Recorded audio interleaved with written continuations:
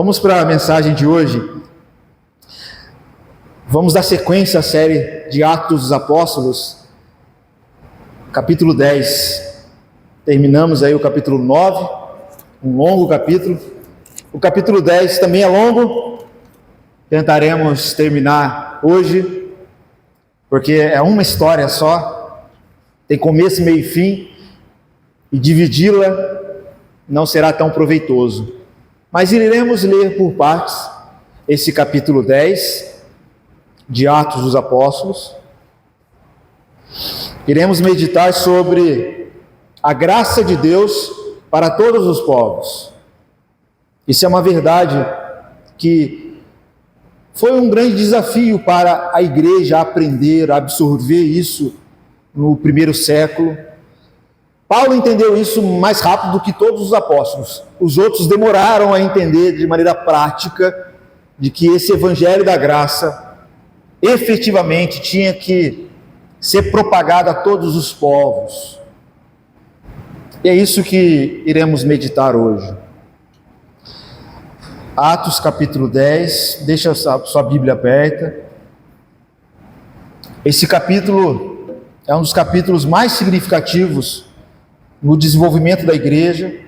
Como eu disse, marca a abertura do evangelho para os gentios, algo que até então tinha sido pouco introduzido através da vida de Filipe, que vai para os samaritanos, que vai para algumas regiões ali das redondezas, mas para a maioria dos apóstolos, os da antiga, com exceção do apóstolo Paulo, que veio depois, tinha uma grande dificuldade de sair de Jerusalém e ir para os gentios. Aí Deus interveio mais uma vez na história, trouxe uma visão especial para Pedro, para mostrar para ele essa verdade, da qual ele não estava tão atento assim, né? Portanto, aqui Deus mostra claramente que a sua graça não tem limites se tratando de povos, etnias, pessoas diferentes. Cristo, Ele é tudo em todos. Ele deu a vida para todos. Todos são chamados à fé, à reconciliação com Deus por meio de Cristo. Não apenas judeus, mas todos. E Cornélio, que vai aparecer aí na passagem, ele é um centurião romano. Ele é a chave para essa revelação.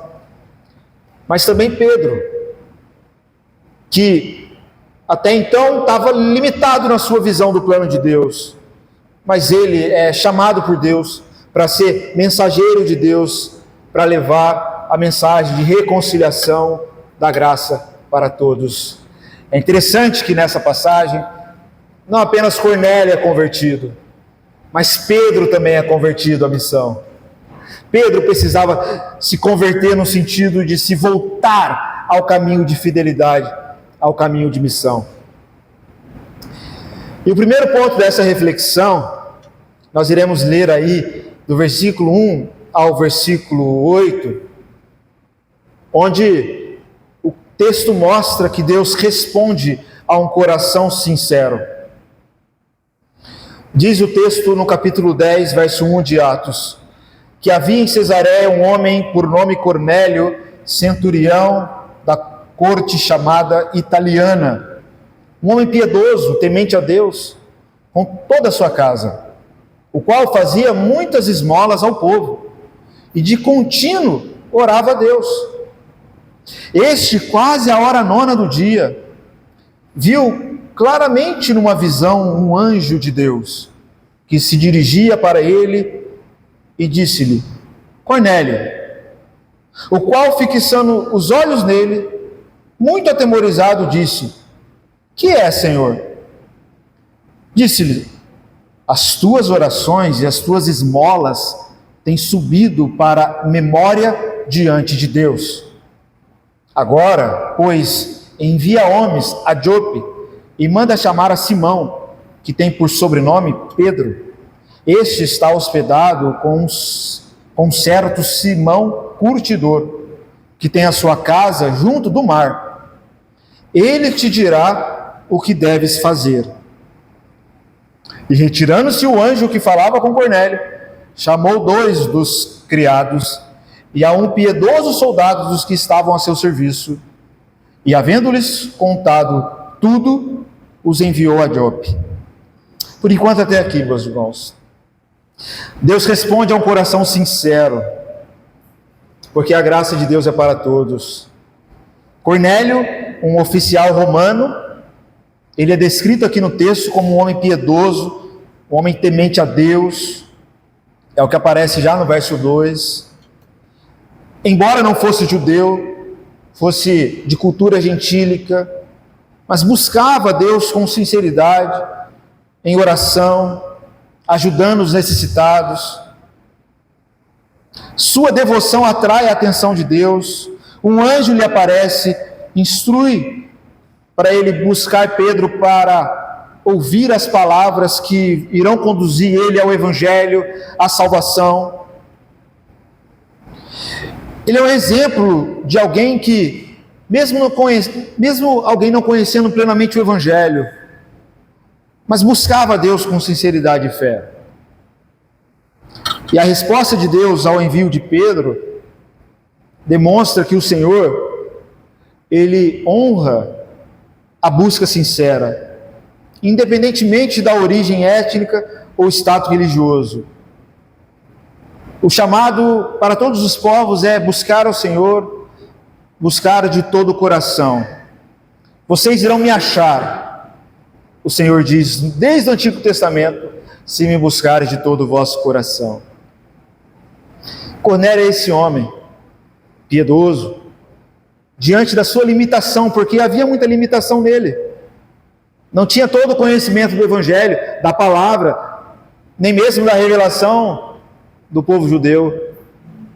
Mas naquilo que, dentro da limitação da revelação de Deus que ele tinha, ele era fiel, ele era temente, ele buscava, ele tinha fome e sede de Deus. E nesse ambiente Deus faz a obra. Porque sim, o Evangelho é para todos, mas de maneira especial, o Evangelho é para aquele que tem fome e sede, é para o sedento, é para aquele que busca. O que aprendemos aqui é que Deus ouve o clamor de corações sinceros, mesmo daqueles que ainda não conhecem completamente. Esse é o testemunho da igreja perseguida. Se você conhece um pouquinho da história da igreja perseguida, você vai ver que o testemunho de muitos muçulmanos se convertendo à fé, pessoas que nem têm acesso à Bíblia, mas que estão na sua sinceridade buscando a Deus, estão tendo de maneira sobrenatural revelações de Jesus, aparições, sonhos, como aparece no livro de Atos, dizendo para essas pessoas irem em tal lugar e falar com tal pessoa, e Deus fazendo a obra da mesma maneira, em contextos diferentes, onde não há Bíblia, onde não há igrejas sendo plantadas, mas há apenas a ação do Espírito Santo de Deus se revelando a esses que buscam a Deus de todo o coração. É o caso de Cornélio. É o caso de Cornélio. E como igreja, a gente deve estar atento a essas vozes, entre aspas, ao nosso redor. Pessoas que, embora não façam parte da nossa comunidade de fé, do nosso credo, estão buscando Deus da sua maneira, têm sede e fome, são tementes dentro do seu limite. O anjo disse para ele no final do verso 4: as tuas orações e as tuas esmolas têm subido para a memória de Deus. Anjo é mensageiro. Imagina você dizer isso para uma pessoa que está na sua sinceridade buscando a Deus, orando, não como você busca, como um crente evangélico, mas o jeito dela, e você ver um apreço, uma sede, e você trazendo essa boa nova para ela. Olha, as suas orações, o bem que você tem feito ao outro, porque você sabe que é isso que Deus quer. Ele não quer uma religiosidade ritualista, presa a ritos vazios. Deus quer uma espiritualidade relacional. E você, como um anjo, como um mensageiro, dizer para essa pessoa: olha, as tuas orações e as tuas esmolas tem subido para a memória de Deus. A palavra é muito forte. Para a memória de Deus. As suas orações, aquilo que você faz, esmola, que aparece a segunda vez já, no capítulo 9, não sei se os irmãos lembram daquela mulher chamada Lida, Tábita, né? No verso 36 do capítulo 9, cheia de boas obras e esmolas que fazia. A gente não usa esse termo muitas vezes como evangélicos, talvez por preconceito do catolicismo, mas esmola é um tipo de oferta, tipo de ajuda que nós devemos fazer como quem faz esperando nada em troca. Mas não apenas esperando nada em troca, tendo a certeza que aquela pessoa que você vai te ajudar, ela não vai ter nada para te oferecer. Nada mesmo. Às vezes nem um obrigado. Esse é o sentido de esmola. É você dar com esse espírito, não querendo receber de fato nada em troca. Nada. Nenhum obrigado.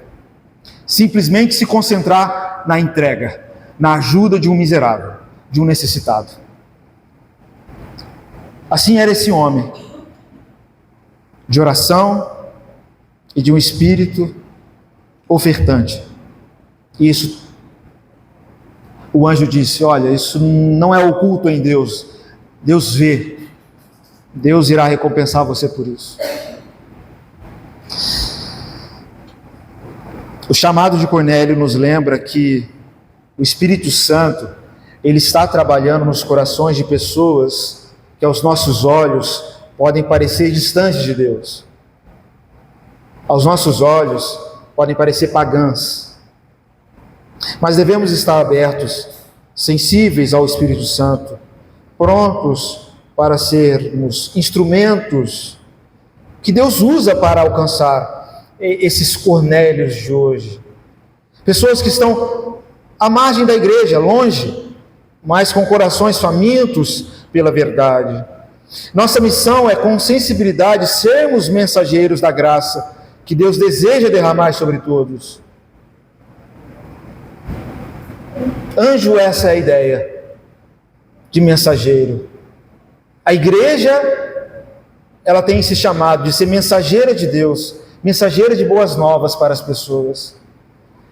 Deus pode chamar um anjo de maneira sobrenatural, como fez para outras pessoas? Sim, pode, ele ainda faz de maneira muito pontual em alguns lugares remotos.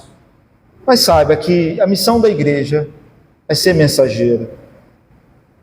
Lembra de Apocalipse, quando Jesus traz uma palavra para a liderança da igreja?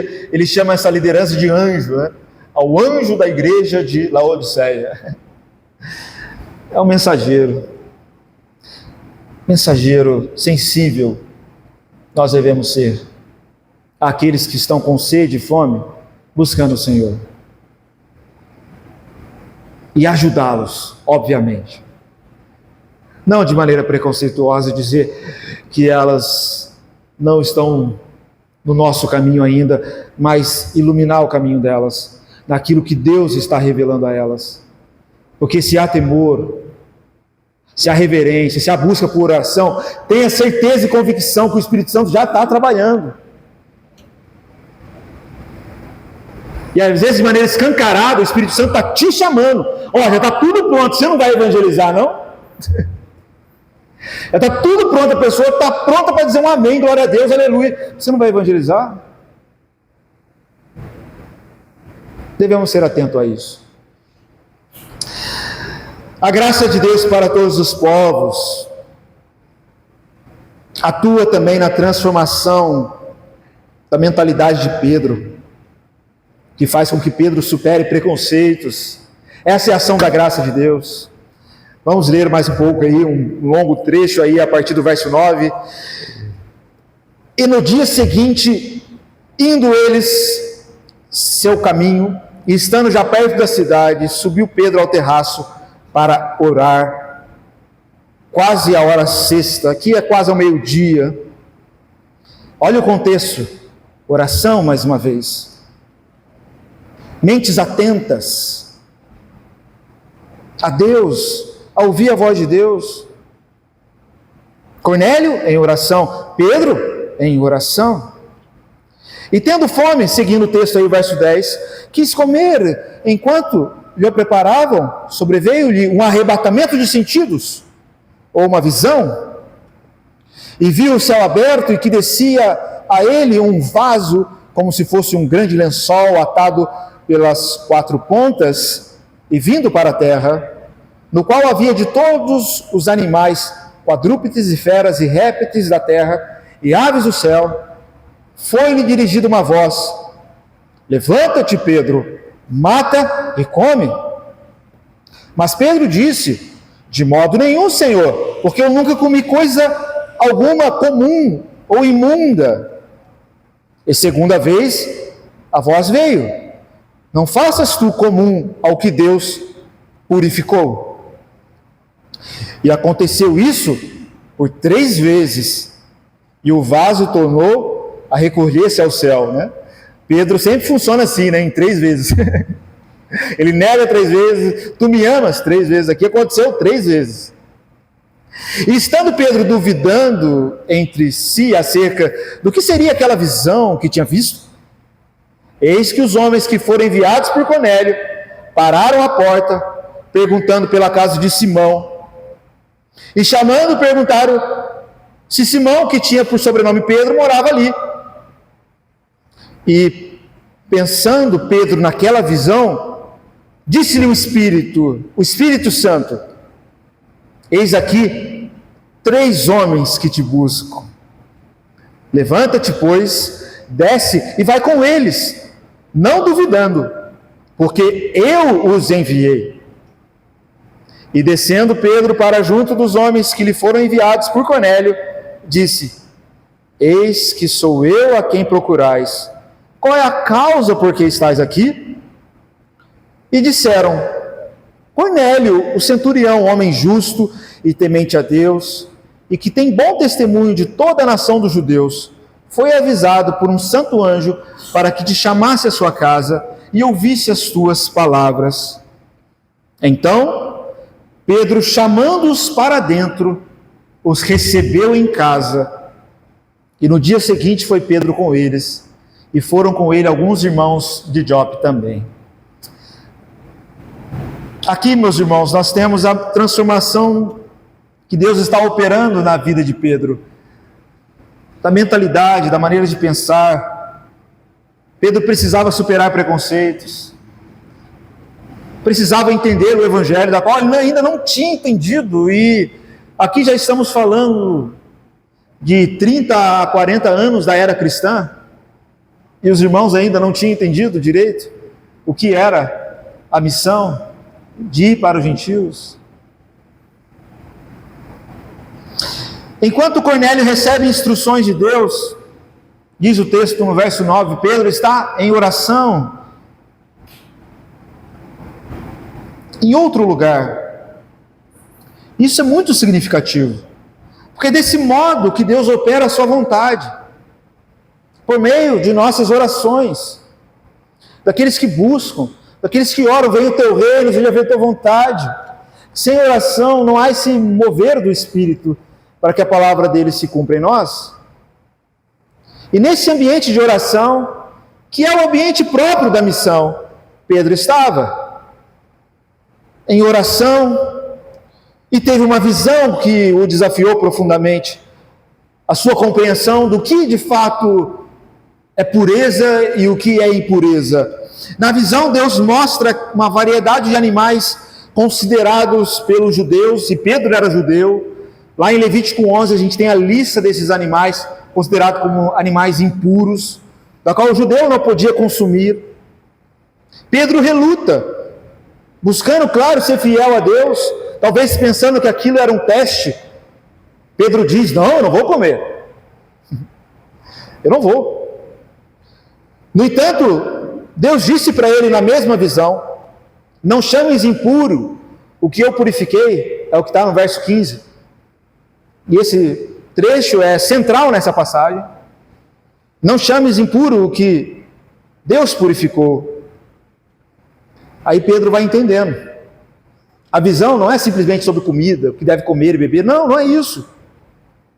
Mas ao plano maior de Deus, que envolve incluir gentios como parte do povo de Deus, da igreja que está sendo formada desde Atos 2, que é composta também por gentios. E os gentios eram considerados pelos judeus impuros, imundos, porque comiam animais impuros e imundos segundo a lei judaica. E agora Deus está desconstruindo os preconceitos, barreiras culturais que separavam os judeus e os gentios, preparando Pedro para se converter de maneira mais radical à missão que envolve levar o evangelho de Cristo aos gentios, que envolve pregar o Cristo aos gentios e trazê-los à reconciliação. Tudo isso num ambiente de profunda piedade e oração. Um ambiente espiritual, porque Pedro é sensível à visão enquanto está orando. Pedro é sensível depois à voz do Espírito Santo, que fala no verso 19, eis aí 3 homens que estão buscando, acolhe esses homens, traz para casa. E Pedro chama eles no verso 23, já quebrando barreiras, porque não podia nem mesmo ir na casa e também trazer essas pessoas para dentro de casa. Muitas vezes podemos ser como Pedro, um tipo de gente limitada, preconceituosa, diante da visão da missão de Deus. O Espírito Santo, nessa passagem, ele está forçando Pedro a sair da sua zona de conforto, a romper com seus preconceitos, com as suas conclusões teológicas, com seus achismos em relação até mesmo daquilo que ele pensa sobre salvação.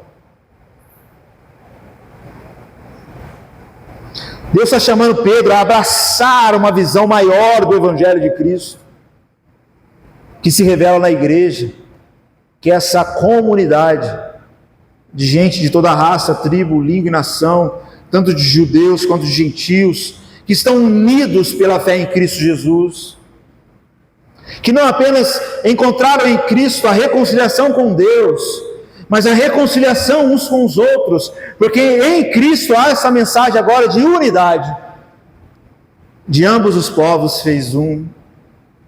Pedro já há um tanto tempo não aplicava essa verdade no Evangelho.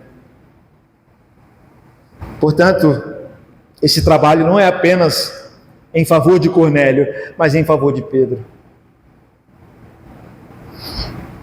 Essa lição fala diretamente à igreja de hoje também. Com certeza temos preconceitos que precisam ser trabalhados, confrontados, transformados pelo Espírito Santo. Às vezes podemos achar que certas pessoas, certos grupos não estão prontos ou aptos para receber a mensagem do Evangelho. Mas Deus disse para Pedro e diz para nós: não considere impuro o que Deus purificou. É o que ele fala no verso 16. O Evangelho da pureza é um Evangelho que nos chama cruz. E o poder da cruz se manifesta em nossas vidas quando nós somos capazes de amar os nossos inimigos. Não considere impuro aquilo que Deus purificou. O Evangelho da cruz é um chamado claro a gente se relacionar com as pessoas, aquelas que nós consideramos como inimigas. A igreja deve ser esse lugar onde as pessoas que têm divergências políticas se unem por uma causa maior, respeitam as suas diferenças e ensinam o mundo a como lidar com essas diferenças, como quem é mais para a direita, como quem é mais para a esquerda, como quem é mais para o centro, quem é mais desviado, nem sabe para qual lado vai. E às vezes é cobrado por aquele, você tem que se posicionar, porque tem um lado certo aqui. Ou de correntes teológicas que não são cruciais em relação à fé, e que a gente desconsidera o trabalhar de Deus na vida do outro, que com sinceridade está buscando, com piedade está buscando, Mas nós, com as nossas conclusões teológicas e bíblicas, não consideramos essas pessoas, não acolhemos como irmãos, consideramos, entre aspas, impuras. Não considere impuro o que Deus purificou. Não considere impuro o que Deus purificou. Portanto, o Evangelho, ele não é para ser limitado a certo tipo de pessoa ou cultura. Não é para ser limitado ao tipo do seu gosto, tipo de música que você gosta, tipo de culto que você gosta, tipo de crente que você gosta. A gente tem que pedir para Deus, Deus, traz para cá gente diferente, gente que desafia a gente a amar de verdade, não gente igual a gente, não gente que veste a roupinha da gente, mas gente que nos desafia a entender que a graça do Evangelho o alcançou, mesmo ele sendo tão diferente da gente, com uma cultura totalmente diferente da gente. Queremos acolher esse tipo de pessoa tão diferente, porque se tem uma coisa que nos faz amadurecer no Evangelho, no amor, é quando a gente aprende a lidar com gente diferente. Aí a gente cresce em misericórdia, em paciência, em perseverança, em leveza. Aí a gente cresce. Quer crescer pela força da lei, de maneira ranzinza, é você não tolerar gente diferente. É você querer fazer com que o Evangelho, ou aqueles que venham em Cristo, se moldem de forma uniforme ao seu modo de pensar, ao seu modo de entender o Evangelho e curtir a vida em Cristo. É um caminho de perdição. O caminho de desafio da fé é quando Deus coloca gente diferente em nosso meio. O desafio é a gente acolher essas pessoas para dentro de casa, como Pedro acolhe no verso 23, porque não tem mais barreira entre nós. O desafio é a gente ir para a casa dessas pessoas, receber o convite delas e sem preconceito sentar com elas à mesa e compartilhar amor, carinho e graça com gente diferente, que pensa diferente, mas que de alguma maneira milagrosa, nós estamos unidos somente por causa de Cristo. Isso é uma bênção, isso é ser igreja. O Espírito Santo está querendo ensinar isso para Pedro. Como igreja a gente precisa superar preconceitos, a gente precisa abrir nossos corações, nossas casas, para aqueles que Deus está chamando, para aqueles que têm fome e sede de Deus, e reconhecendo que Ele pode estar trabalhando onde menos esperamos. A gente precisa reconhecer isso.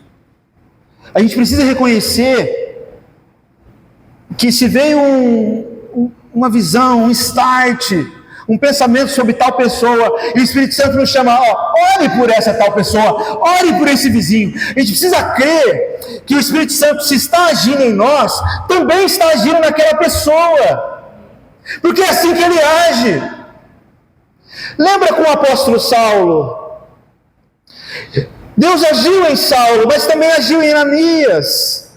Enquanto Deus estava agindo em Ananias, ele estava agindo em Saulo. Para quê? Para promover o encontro. Deus está agindo em Pedro, sim, mas antes ele agiu no centurião, ele agiu nos guardas, ele agiu quem estava na casa dele. Para quê? Para promover o encontro da misericórdia, do amor, da reconciliação, para a gente viver o propósito de Deus, para a gente se unir como família, com gente diferente, que estão unidos apenas em Cristo Jesus, e buscando receber na diferença do outro, o que de graça ele recebeu para edificar a minha vida, e o que de graça eu tenho para oferecer, para abençoar a vida dele. Isso é ser igreja. Pedro precisava aprender isso. E o que eu acho bem interessante é o que ele fala no verso 22 e 23.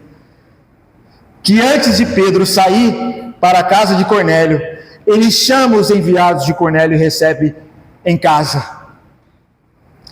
Irmãos, isso é uma quebra de tabu, uma quebra de tabu, uma quebra de preconceito, é romper o medo, romper anos e anos de um pensamento teológico que já tinha caído por terra, e agora em Cristo, a porta da graça se abriu, a porta da minha casa se abriu, para receber esses que antes eram considerados impuros, mas pela fé em Cristo, eu os recebo em graça, na pureza do Evangelho, que purifica essa relação, e Pedro chama essas pessoas para casa. Por quê? Não chame de impuro aquilo que Deus purificou. Quem nós estamos rejeitando, que Deus acolheu. Não chame de impuro o que Deus purificou. A salvação é para todos. Sim, não é para qualquer um. É para aqueles que recebem com fé, arrependimento, sede, temor e fome. Mas quem são esses que estão se esbarrando conosco? Estamos rejeitando aqueles que Deus quer acolher por nosso intermédio. Não chame de impuro o que Deus purificou. Há uma missão, há um mandamento de fazer discípulo, de ser testemunha. E algo que materializa essa missão é a gente hospedar, é a gente trazer essas pessoas para a relação. E a gente caminhar com elas, quando elas nos chamam para a casa delas. Porque a relação, a missão, de maneira viva, ela se manifesta em virtude, de acolhimento, de hospitalidade, de amor, de quem acolhe o irmão. Como Ananias acolheu Saulo, onde ninguém queria saber de Saulo, veio a visão e ele chama Saulo, irmão Saulo. Porque não considere impuro o que Deus purificou. Com ousadia, avance a esse caminho de pureza.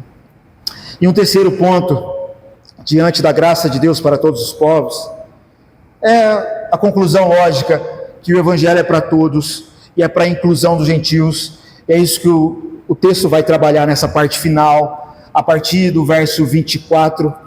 Atenção para a leitura. O texto é longo, como eu disse, mas ele é completo.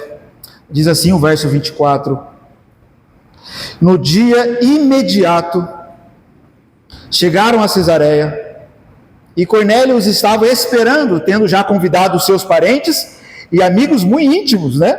Cornélio já estava esperando, com a parentada, com a família, com os amigos íntimos, estava ali tendo o de casa em casa, porque essa é a caminhada da igreja. Aqui não é um convite para conferência, Pedro não era esse pregador itinerante, não era um convite para um culto aqui. Aqui era vida na vida. Aqui é hospitalidade. Aqui é fé. Aqui é o de casa em casa. Cornélio estava esperando já, tendo convidado seus parentes e amigos mais íntimos, e aconteceu que, entrando Pedro, saiu Cornélio a recebê-lo, e prostrando-se aos seus pés, o adorou. Mas Pedro levantou dizendo: levanta-te, que eu também sou homem. E falando com ele, entrou e achou muitos que ali se haviam ajuntado, né? Olha só que beleza isso, irmãos. Cornélio era um homem sincero, homem que recebeu um mensageiro do Senhor, mas ignorante em alguns pontos. Ignorante. Olha, viu Pedro é apóstolo. Nossa, deixa eu beijar o pé de Pedro aqui. Irmãos, na igreja a gente tem que lidar com isso, com gente às vezes que precisa ser cuidada, ser orientada e que é ignorante assim, que às vezes vê um apóstolo, vê alguém assim mais ungido, a pessoa viaja, e calma, e está tudo certo, sem discriminação, não precisa pôr, Pedro não apontou, seu idólatra, não, tenha paciência. Tenha paciência com quem está buscando a Deus na sua sinceridade, mas tem desvio ali na idolatria, que talvez seja claro para você, mas às vezes a pessoa tem virtude na vida, tem firmeza de caráter, tem sensibilidade para pedir perdão. Não seja grosseiro. Às vezes ela tem algumas atitudes que para você seja escandalosa, de idolatria. Calma. Pedro com calma disse: ei, levanta-te. Também sou homem como tu. E falando com ele, entrou e achou muitos que ali se haviam ajuntamento, igreja. Falou com eles ali, viveu uma convivência, uma comunhão, e disse-lhe: vós bem sabeis que não é lícito ao homem judeu ajuntar-se ao chegar-se a estrangeiros, mas Deus mostrou-me que a nenhum homem chame comum ou imundo. Ou seja, ele já está trazendo a interpretação da visão, entendendo o que foi a visão, Por isso, sendo chamado, eu vim, sem contradizer. Vim em obediência, Pergunto, pois, por que razão mandaste chamar-me?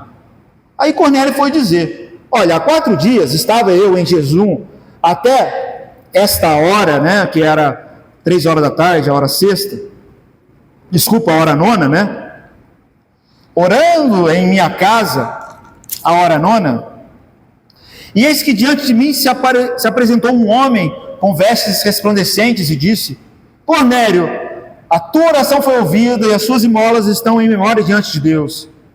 Envia, pois, a Jope e manda chamar Simão, o que tem por sobrenome Pedro. Este está hospedado em sua casa, em casa de Simão, o curtidor, junto do mar, e ele vindo te falará. E logo mandei chamar você, e bem fizeste em vir. Agora, pois, estamos todos presentes diante de Deus para ouvir tudo quanto por Deus te é mandado. E abrindo Pedro a boca, disse: reconheço por verdade que Deus não faz acepção de pessoas. Essa é a grande moral da história, Mas que lhe é agradável aquele que, em qualquer nação, o teme e faz o que é justo. A palavra que ele enviou aos filhos de Israel, anunciando a paz por Jesus Cristo, esse é o Senhor de todos. Ou seja, essa é a palavra, esse é o Evangelho. Jesus Cristo, Senhor de todos.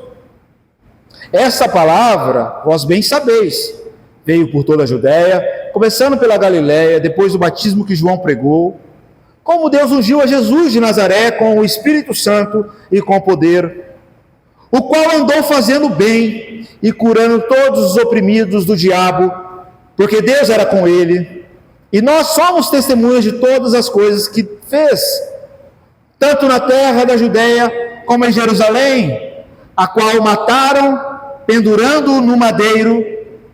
A este ressuscitou Deus ao 3º dia, e fez que se manifestasse, não a todo o povo, mas às testemunhas que Deus antes ordenara, a nós que comemos e bebemos juntamente com ele, depois que ressuscitou dentre os mortos, e nos mandou pregar ao povo e a testificar que ele é o que por Deus foi constituído juiz dos vivos e dos mortos.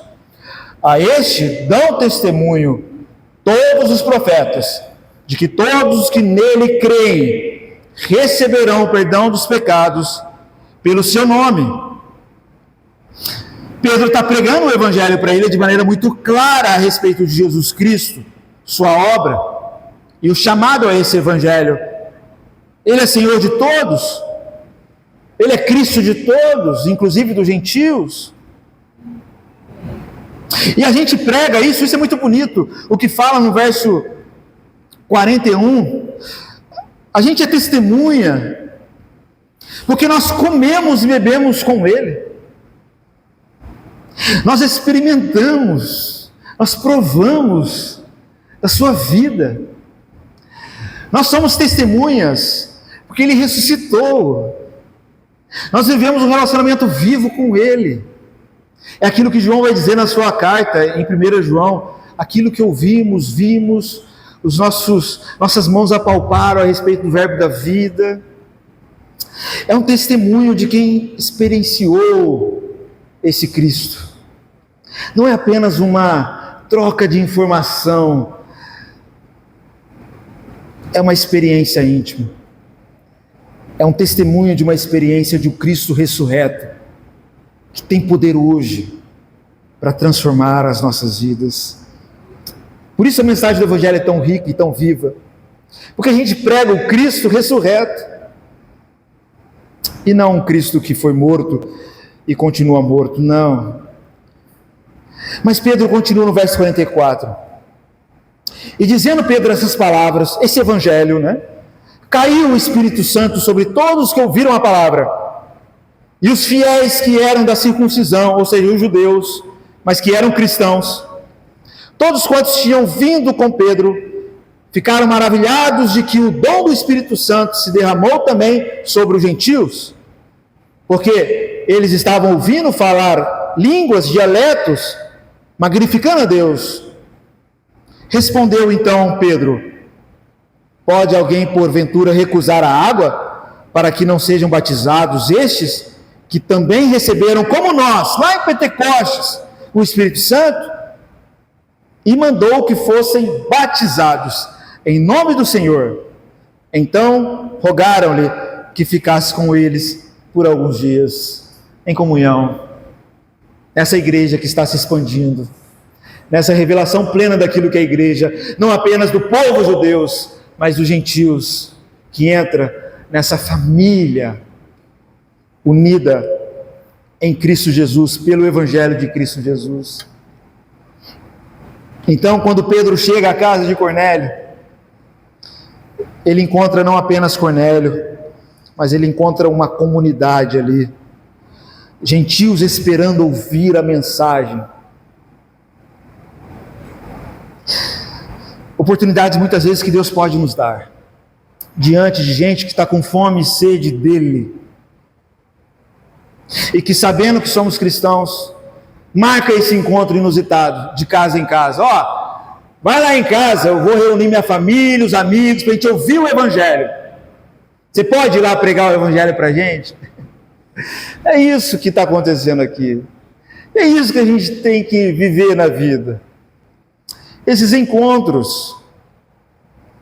E Pedro começa a pregar Cristo, o Evangelho de Cristo, explicando que Ele é Senhor de todos, e esse Cristo é para todos.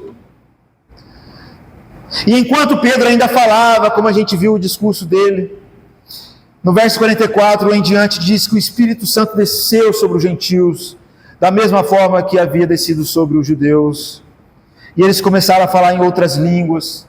Talvez Pedro ali e os judeus cristãos, surpresos porque eles estavam ouvindo no dialeto deles aquilo que aconteceu em Pentecostes, estava acontecendo entre os gentios, e eles estavam vendo, cada um na sua língua, glorificando a Deus, demonstrando que o dom do Espírito Santo não era restrito apenas aos judeus, ou a uma etnia, ou a um grupo religioso, mas a todos os povos.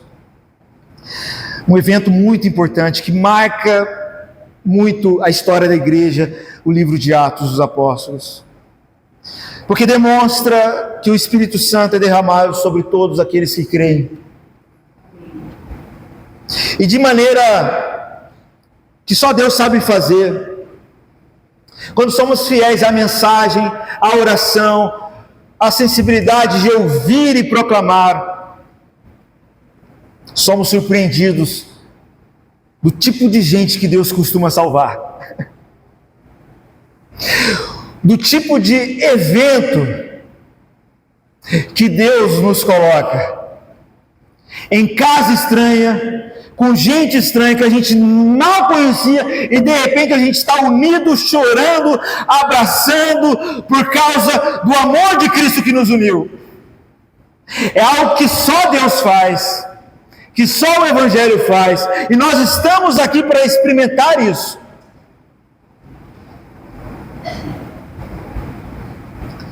Pedro e os judeus estavam assim, perplexos, maravilhados. Que isso? Claro que já era para ter entendido, já. Mas entenderam, demoraram, mas entenderam. Nossa, Deus não faz acepção de pessoas. Que maravilha, O muro que separava os judeus e gentios, como Paulo vai dizer lá em Efésios 2, a partir do verso 11, foi derrubado por Cristo Jesus, pelo Espírito Santo, e agora todos, independentemente de sua etnia ou origem, são convidados a participar da família de Deus, são convidados ao batismo, são convidados a se unir a Cristo Jesus, que sim é rei dos judeus, mas é rei de todos, é soberano sobre todos.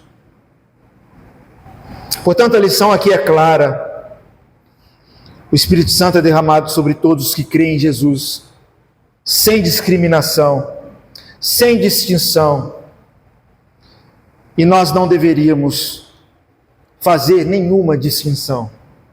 Em nosso contexto, diferente sim dos apóstolos, nós não somos judeus, somos gentios. Nós ainda mais não devemos fazer distinção, porque nós somos acolhidos. Nós que estávamos separados como gentios, fomos unidos a essa família, e precisamos ser essa igreja, que sim, que proclama abertamente a salvação de Cristo, que é para todos, povos, nações, tribos e línguas. Não podemos colocar limites aonde Deus não colocou limite. Devemos ser uma comunidade que acolhe e espera ver o poder transformador do Espírito Santo operando em todas as pessoas, principalmente em pessoas difíceis, em aquelas que muitas vezes nem o mundo suporta mais. Nós devemos com ousadia e coragem orar por essas pessoas, com ousadia e coragem acolher essas pessoas, não considerar impuro aquilo que Deus considerou puro, porque o Evangelho é transformador para purificar pessoas, para nos conduzir a um caminho de pureza, mesmo que estejamos pendurados no madeiro. A pureza é garantida se estamos fazendo isso em amor, porque Cristo Jesus revelou isso a nós, nos salvou no lugar mais impuro dessa terra, na cruz de Cristo. E não havia na época lugar mais impuro, mais sujo, e foi lá que Ele revelou toda a sua pureza, todo o poder do Evangelho capaz de purificar, perdoar, reconciliar pessoas impuras em pessoas purificadas pelo poder dEle. Ao ponto de aqueles que creem em Cristo, creem no poder da palavra da cruz, que é loucura e escândalo para os que perecem, para nós que somos salvos é o poder de Deus. E a palavra da cruz é essa: não considere impuro aquilo que Deus purificou. Se o Espírito Santo que habita em você de fato é o Espírito de Deus, é o Espírito de pureza, para você purificar os impuros com a mensagem do Evangelho de amor, de cruz, de graça, de perdão, de acolhida, de hospitalidade. Não há mais empecilho de impureza se estamos sob o poder de Cristo, que nos purifica de todo pecado. Amém. A impureza é se rebelar ao Evangelho, à missão, à acolhida.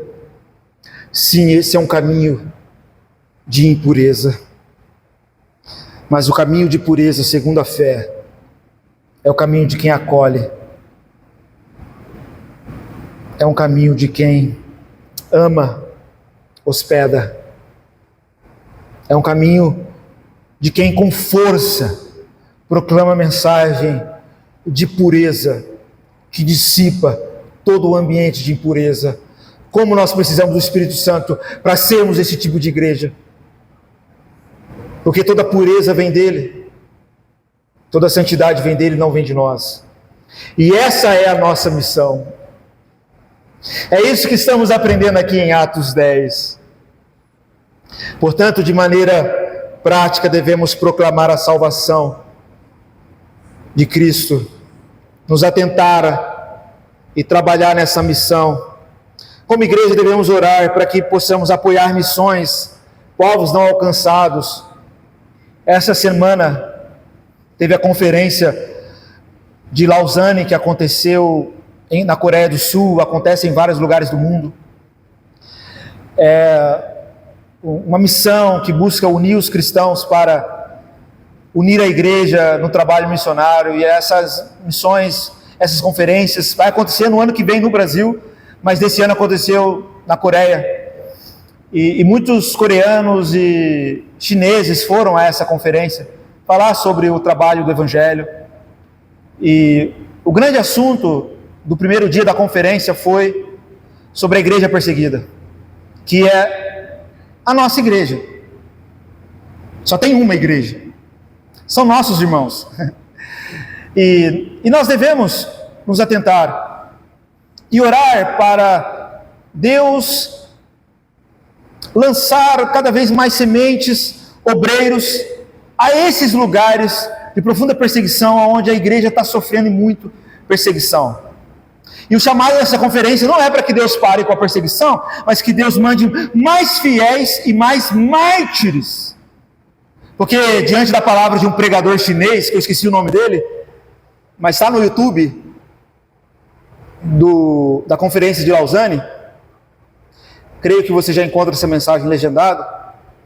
A mensagem é essa: o que vai salvar e libertar muçulmanos, pessoas que estão escravos da violência, do império das trevas, nesse lugar de igrejas, onde está tendo brutal perseguição contra cristãos, o que vai iluminar a mente dessas pessoas são mártires.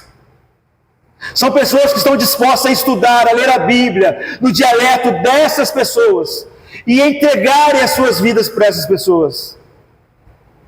Essa é a esperança para esses povos.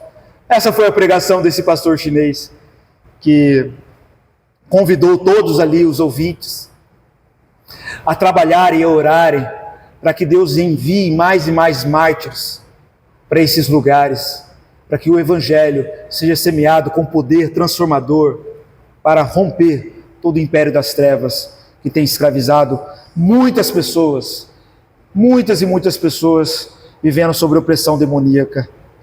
E nesse sentido, a gente deve se atentar a isso, orar para que possamos conhecer e apoiar missões de povos não alcançados. Precisamos estar atentos às direções do Espírito Santo, sabendo que Ele opera na centralidade do Evangelho de Cristo, em meio à adversidade, à acolhida. Orar por isso, orar com fé. A oração do justo pode muito em seus efeitos. A gente orar com fome e sede, quem sabe Deus não desperta mais e mais obreiros, para que vá a essa seara, e como o grão de trigo que não se apega à sua própria vida, mas entrega.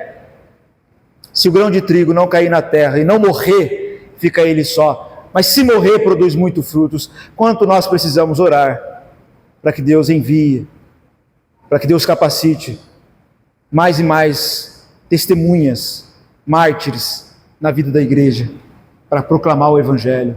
Pessoas que não têm medo de gente imunda, porque a gente não pode considerar mais imundo o que Deus purificou.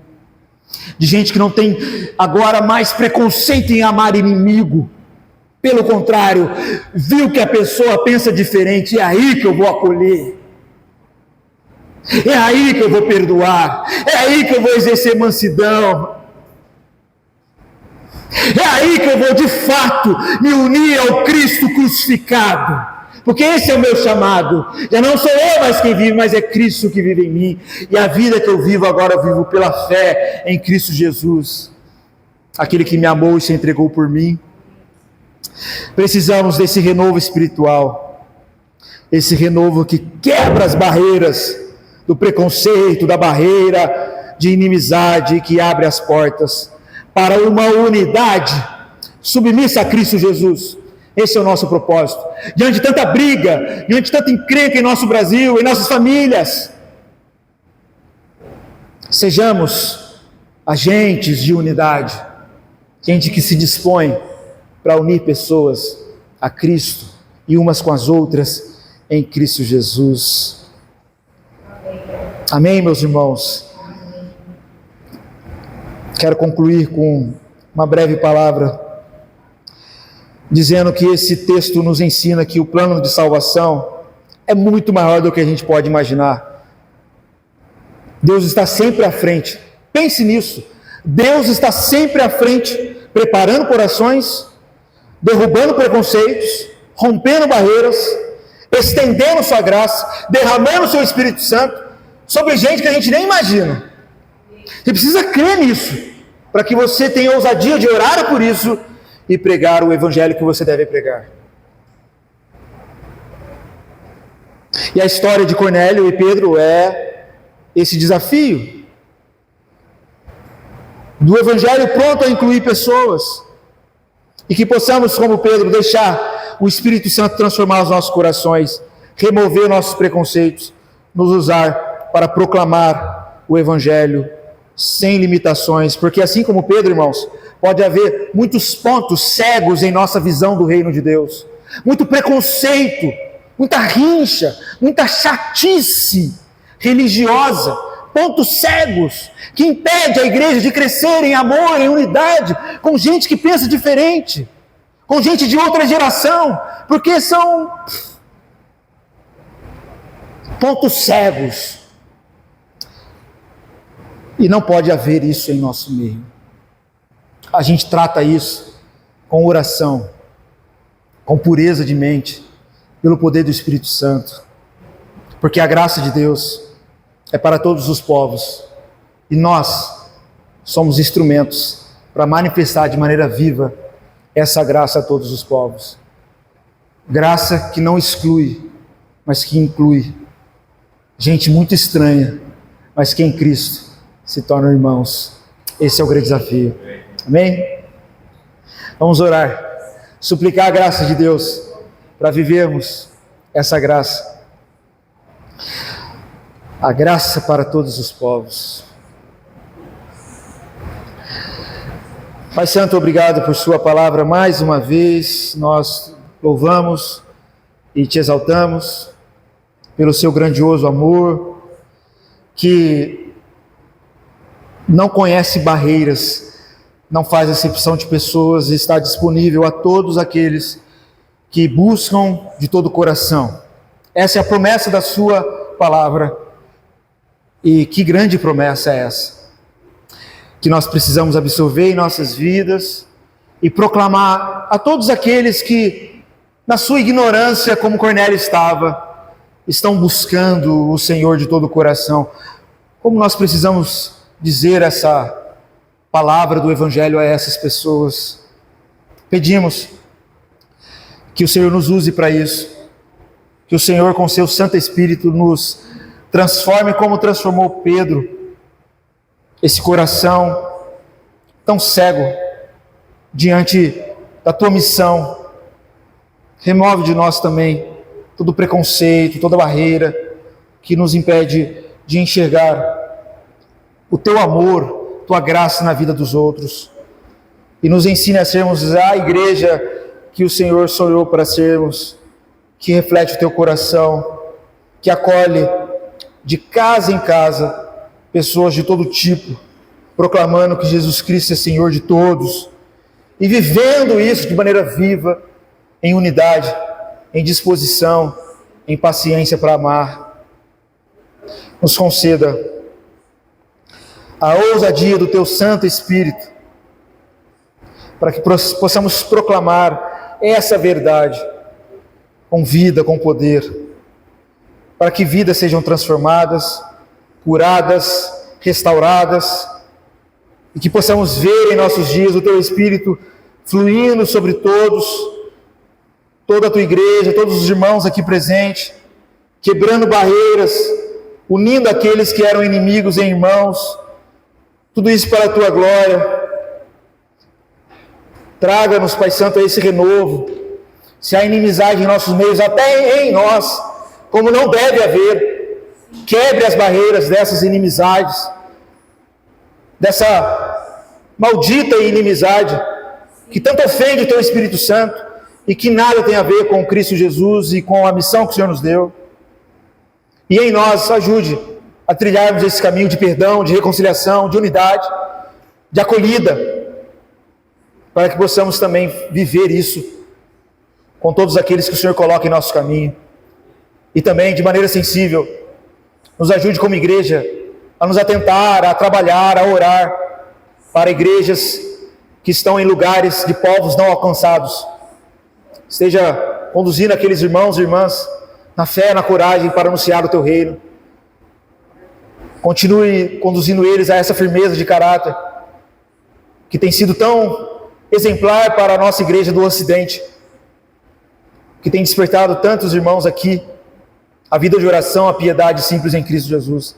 Que nós sejamos despertos a isso, a esse evangelho da graça, que é para todos os povos, que está aqui para romper barreiras. Em Cristo Jesus, que a tua graça flua em nossas vidas, rompendo todo o embaraço, toda a barreira que está nos impedindo, Senhor, de viver a fé viva no Senhor, em Cristo Jesus. Amém e amém. Amém, irmãos? De recado, eu já dei.